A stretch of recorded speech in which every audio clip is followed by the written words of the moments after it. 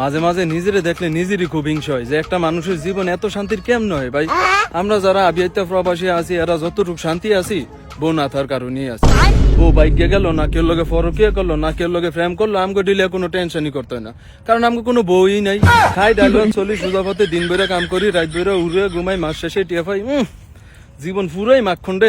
যে বেটার বউ রেখে বিদেশ এসে হে বেটার লেগে ভাই আসলে আমার খুব মায়াই লাগে, আসলেই খুব মায়া লাগে। যে সারাদিন কষ্ট করার পর দিন শেষে রুমে গিয়ে খাওয়া দাওয়া করে আরামে চেগে হয়ে একটু রেস্ট করবো না, এটা কিন্তু বেটারা করতে পারে না। বেটারা দিন হইলো করে এক যুদ্ধ, রাইতে গিয়া করে আরেক যুদ্ধ। সারাদিন কষ্ট করে রুমে যাওয়ার পর বউ একদিক দা ফোন দেয়।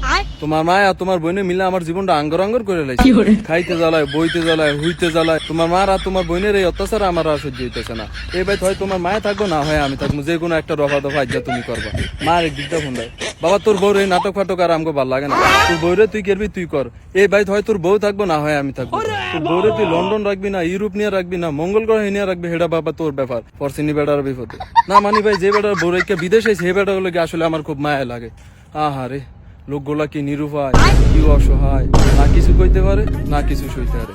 এত কিছুর উপরে একটা বিষয় খুবই ফাইন লাগে যে আমরা যারা আবিয়াতা প্রবাসী আছি ভাই, আমাকে এমন কোনো তালা জ্বালা নাই, কারণ আমাকে কোনো বউই নাই। বউ ছাড়া বিদেশ আসলেই সুন্দর রে, বউ ছাড়া বিদেশ আসলেই খুব সুন্দর রে।